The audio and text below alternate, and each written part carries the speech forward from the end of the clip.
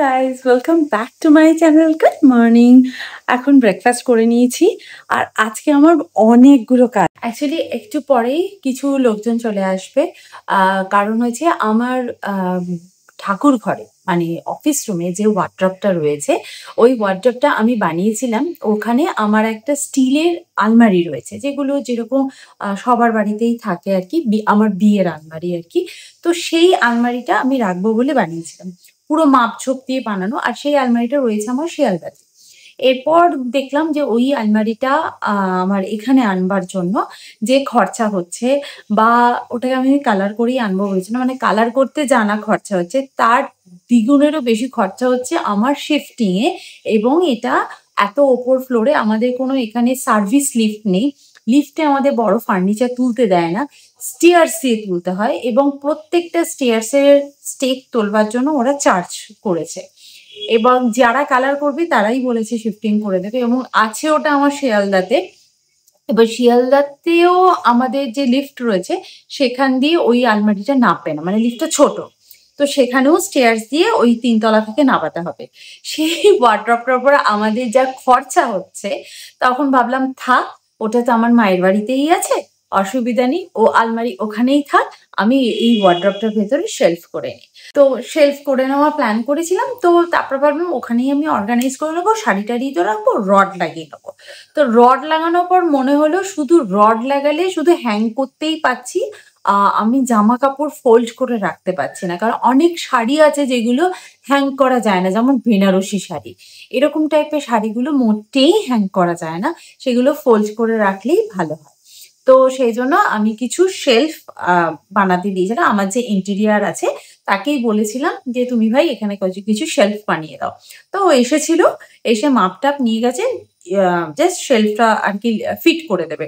ওটা তো মুভেবল হবে, বেশি সময় সাপেক্ষ নয়, কিন্তু আমার ওয়ার্ড্রপের ভেতরে যা জিনিস আছে আমাকে সমস্ত বের করতে হবে।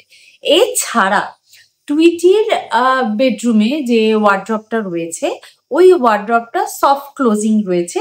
এবার কোনোভাবে ওই সফট ক্লোজিং এর একটা দিক ঠিকঠাক কাজ করছে না। এবার ওটা ওয়ারেন্টির মধ্যে রয়েছে, ও কোম্পানির ওয়ারেন্টি আছে। এবার ও বলেছে ম্যাডাম আমি চেঞ্জ করে দেবো, কোনো ব্যাপার না। কিন্তু চেঞ্জ করে দেবো ব্যাপারটা তো ইজি, মানে ওকে বলেছি, ও ফোন রিসিভ করেছে, চেঞ্জ করে দেবে, ইজ ভেরি গুড। মানে এইসব ব্যাপারে ছেলেটি খুব ভালো, আমাকে খুবই হেল্প করে। ও বলেছে চেঞ্জ করে দেবে, কিন্তু প্রবলেম হচ্ছে ওটাই যে আমাকে তো ওয়ার্ড্রপটাকে পুরো খালি করতে হবে। সো আজকে আমার রিল্যাক্স করে কাজ তো করতেই পারবো না, কাজ করতে করতে এসে এখানে একটু দোলও খেতে পারবো না, তাই এখন এসে একটু বসলাম।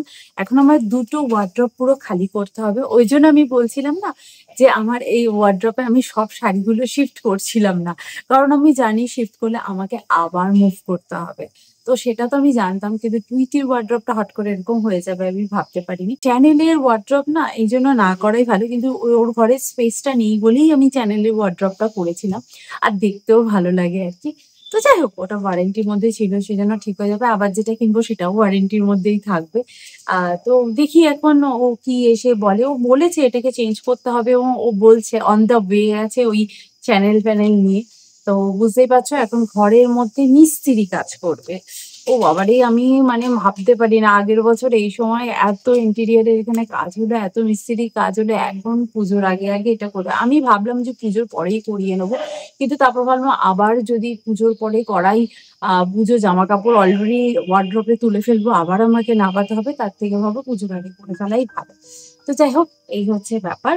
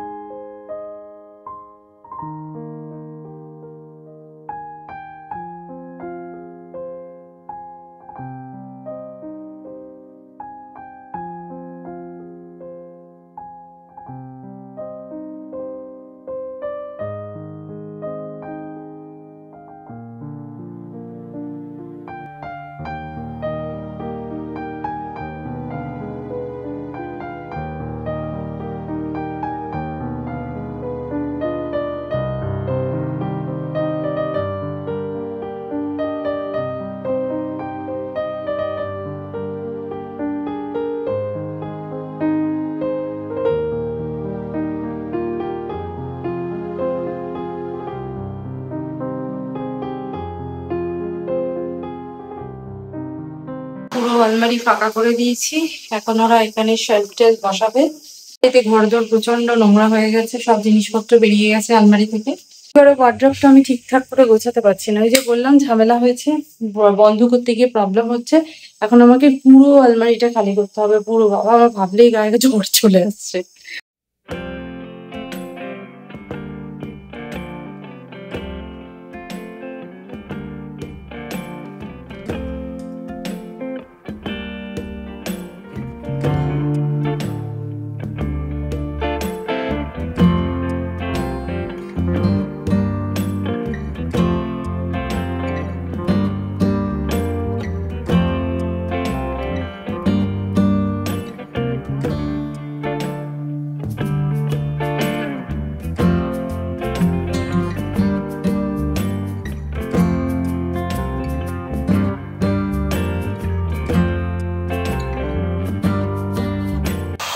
ওয়ার্ড্রবটাকে পুরো খালি করে খাটের ওপর রেখে দিয়েছি, যাতে এই জায়গাটা ভালো করে কাজ করে নি, ক্লিন টিন করে আবার এখান থেকে তুলতে সুবিধা।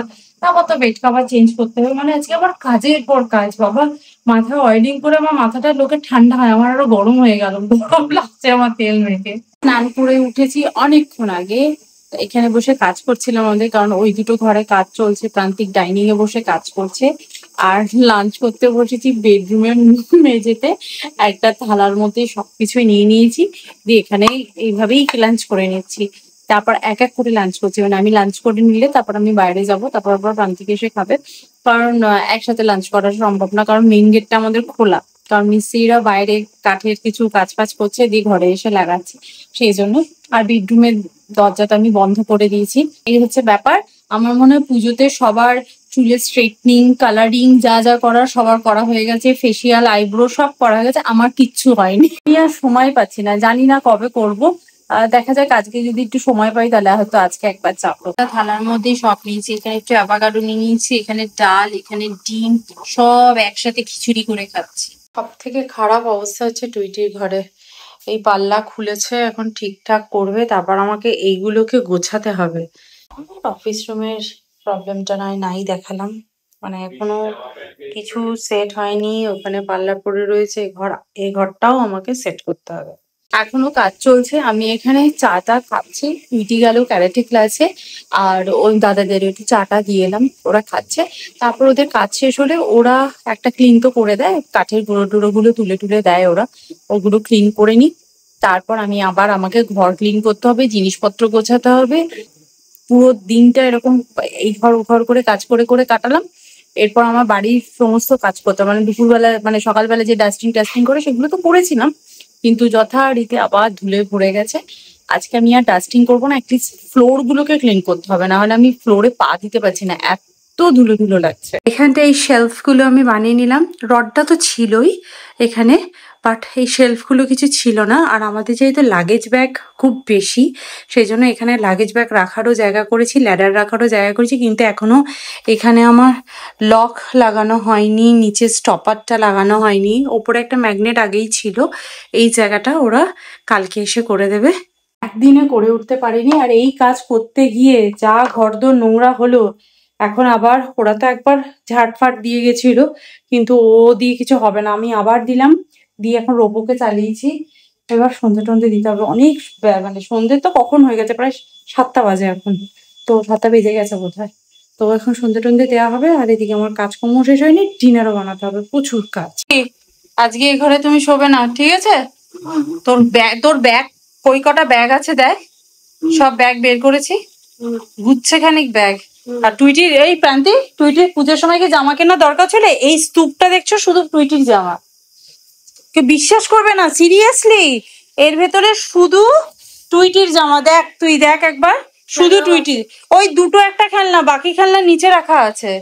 পুজোর সময় কি জামা কেনাটা দরকার ছিল তোর? বলে দরকার ছিল। এই এত জামা, এর কোনোটাই কিন্তু আবার ছোট হয়ে গেছে তা নয়, আমার গায়ে হয়। হ্যাঁ, বাংলা ম্যাডাম আসবে না, পড়া হয়নি, পড়তে তো হবে, না হলে সব রেডি করে রাখ, ম্যাডাম আসার টাইম হয়ে গেছে। তো বড় ভালো হয়েছে, 3টে পেজ পুরো লিখবো। কারণ হচ্ছে তুমি আগের দিন ম্যাডাম আসেনি, ম্যাডামের কিছু পার্সোনাল কাজ ছিল, তা তুমি সেদিনকে পড়াটা করোনি, তো সেটা করতে হবে। আমার তো চিন্তা হচ্ছে এই জামা কাপড়, আজকে আবার টুইটির এই যে ক্লোজেটটা রয়েছে এখানেই সফট ক্লোজ সব করে দিয়েছে, শুধু সফট ক্লোজিংটা বন্ধ মানে লাগাতে পারে হয়নি এখনো। তা এটার জন্য কালকে আবার কাজ করবে ওরা। তো যাই হোক, এটা কালকে কাজ করার জন্য এই জন্য আমি আজকে রাত্রিবেলায় জামা কাপড়ও তুলতে পারবো না। এই জামা কাপড় তুলতে হবে আমার কালকে। কালকে আবার টুইটির অ্যাক্টিভিটি ক্লাস আছে, মানে আমি পাগলা হয়ে যাব, পুরো পাগলা। লোকে দুর্গা ঠাকুর দেখতে যাচ্ছে আর আমি ঘরে জামা কাপড় গোছাবো। কালকে হেল্প করবি আমাকে এসব গোছাতে, ঠিক আছে?